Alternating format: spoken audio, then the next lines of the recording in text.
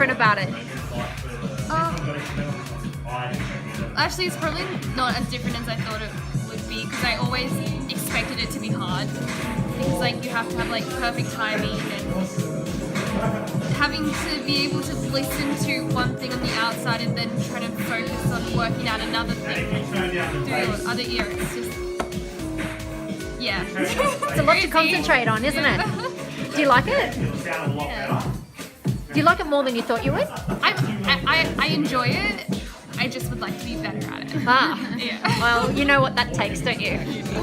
How you need to get the right tempo and beat all at the same time, and I like it. And this is my first time using a DJ, so I'm experimenting with it. And what do you like about it? What's your favourite part? Getting the remixes together, getting the tempo and beat, and making new sounds. So show us